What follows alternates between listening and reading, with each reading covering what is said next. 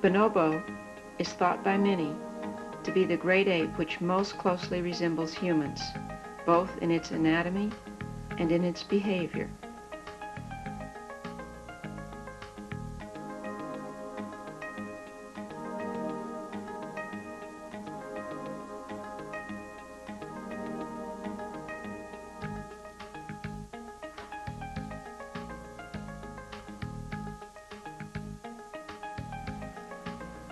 NHK was given unlimited access to Georgia State University's Language Research Center to film all aspects of the center's research. In return, they have permitted Georgia State scientists to utilize their footage for research and presentation purposes. The particular shots in this story were selected to illustrate the differential effects of early rearing, particularly in regard to the development of linguistic capacity. These scenes reflect the normal, everyday competencies of our research subjects. This is a story about a family of bonobos, all of whom were reared at the Language Research Center, except Matata. This is the matriarch, Matata. She was wild caught in Zaire as a juvenile. Her newest infant, Nima, at 1 year.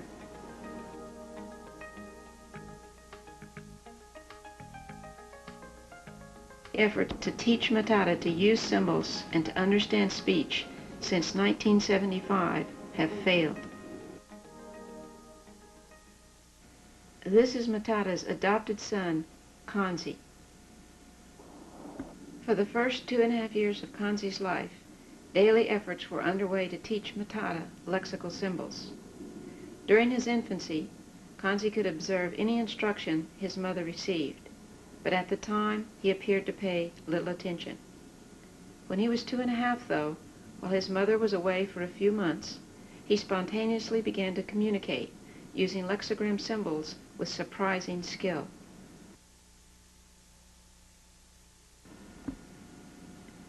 This is Panbanisha, Matata's third offspring.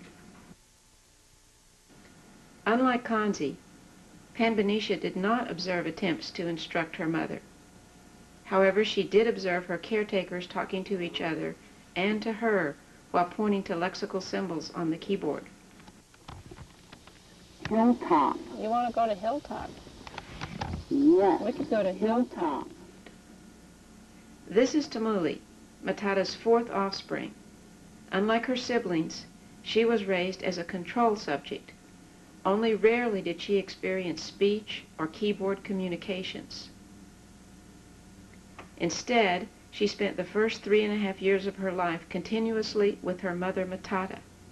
Her siblings, Kanzi and Panbanisha, stayed with the family at night and on weekends, but Tamuli's exposure to language and human caretakers was minimal. Tamuli often saw Kanzi and Panbanisha use the keyboard, and because of this, she attempted to use it also. The story to be told here is about the striking linguistic and intellectual differences in this bonobo family. These differences have arisen as a direct result of each of their unique rearing experiences.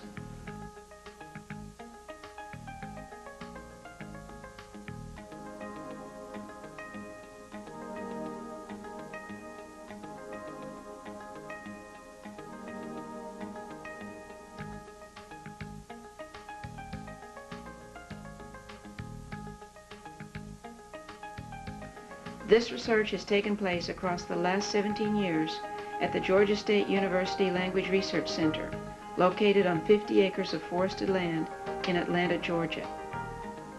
Funded by NICHD and Georgia State University, the mission of the Language Research Center is to help elucidate the comparative foundations of language and of cognition in both human and non-human primates. Both Kanzi and Panbanisha received their language exposure in settings like those you're about to see in the 50 acres of forest that surround the laboratory. Here, I comment on the ever-present bugs, and Panbanisha asked me to play chase.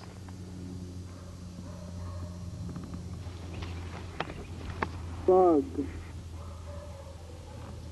chase, You want to do some chasing? No effort was made to train the symbols. Instead, topics of discussion were those that were relevant to the immediate situation. Here, Panbanisha stops to tell me where she is headed in the forest.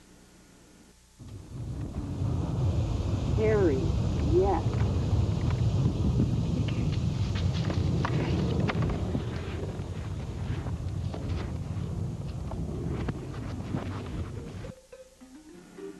The communications directed to Kanzi and Panbanisha were as similar to those that would be directed to human children as was reasonably possible. Trying to get Bondo to chase you. Bondo, she's trying to talk to you. She's saying, chase, and she's pointing to you. Chase, hide, chase, Chase and hide. Me or Bondo? Bondo, you. She wants you to go chase and hide with her. Go ahead. Chase and hide with Panbanisha. She wants you to play with her. The play was also similar. Oh, you got my hair. Oh, you got my hair. Oh, I'll get your hair. I'll get your hair.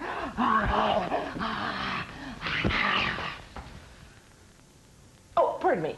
Back to science. Our focus has been upon communication that is spontaneous and natural. pine needle, You want some pine needles? Okay.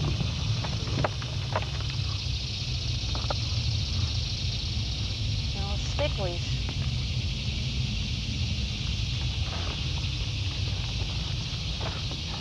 Yeah, you can play with them later, okay?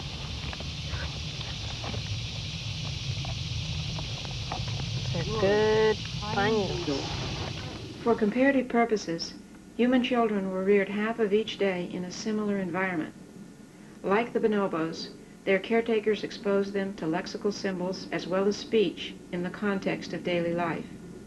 Like the apes, they visited various locations in the forest around the lab. You can't wash in that water, No, no, no. That's bad, bad water. I see that lexogram up there. It's bad water for washing. Getting some sticks to help you, Liz. But Kanzi, you dropped your sticks. We need those little sticks. The manner in which Kanzi and Panbanisha acquired language was different from that reported for other apes. Kanzi's route to linguistic competency was that of comprehension of spoken English in the altogether natural context of daily life. Like human children, at first Kanzi and Panbanisha were aided by context, by glance, and by gesture. Later, they were able to respond to speech alone. Here, you will see examples of language understanding during the normal flow of events, in this case a cookout. Here, no attempt is made to filter out the contextual cues, the natural gestures, the glances, and the intonations, of which typical communication is composed. All of these components serve to facilitate the development of linguistic skill. What you see here are not examples of practiced feats.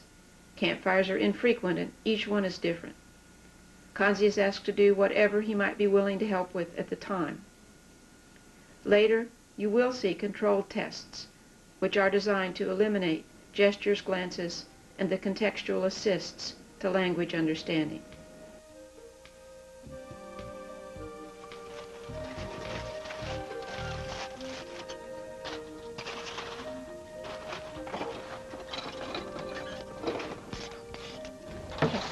Kanzi, I need you to get the hamburgers out of here, and I need you to put the hamburgers in our pan, and I'll put it on the fire, okay? You get the hamburgers. Kanzi, I want you to get the hamburgers. We're not going to eat it raw. We're going to cook our hamburger. Yes. Hamburger. Hot. Yes, we're going to put that in. Put the hamburgers in the pan. In the pan. In the pan.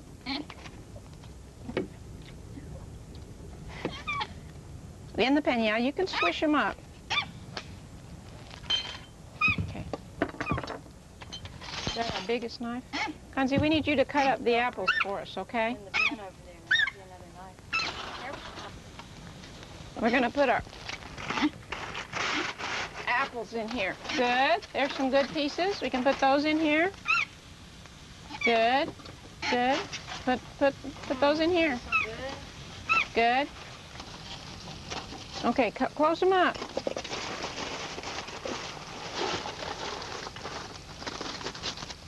Let's get this in close up. You can have that bite.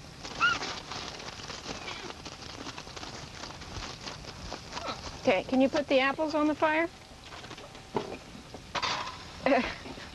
This is for our hamburger later. You have some of that ketchup. Kunzi, I need you to break this stick for Sue, please. And open it. Good, thank you. These parts are going to go in with our hamburgers. Can you put some of those in with the hamburgers? Good. No, no, it's not done yet. It's not done yet. It's not done yet.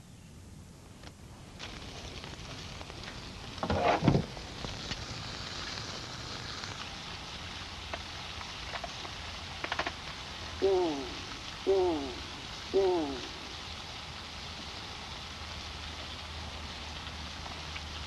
Peaches. Think your ball's at where we get peaches?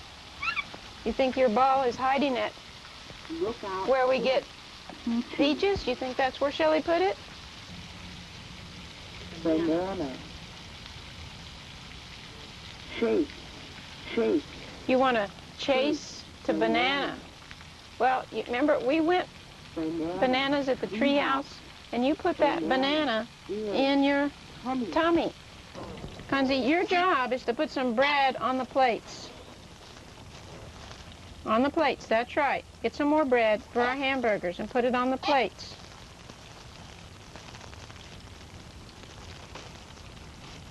Red. Yeah, this plate needs some bread. Now this plate needs bread. Bread on each plate. Okay. That's pretty good. Thinking about it, aren't you? Okay. Now, Kunzi. Now we need pickles. Put pickles on the plates. Open. On the plates, dear. Yeah, on the plates. Put your pickle on the plate. Put some ketchup on the bread. Good. On this bread. Good. On this bread. Over here. Good, good, good. That'll be your plate. Yeah, you're happy. We're very happy about this part. There.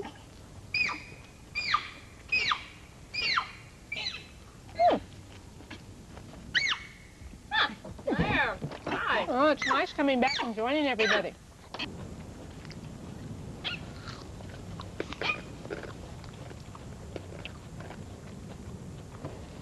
Kanji, you want to Go. Child song. You wanna do that, huh? Big. Go. What are you thinking about doing? What? I didn't hear anything. Peaches. Thinking about going to Peaches? Thinking about going to Lookout and checking out the peaches. Peaches. Yes, we can do that.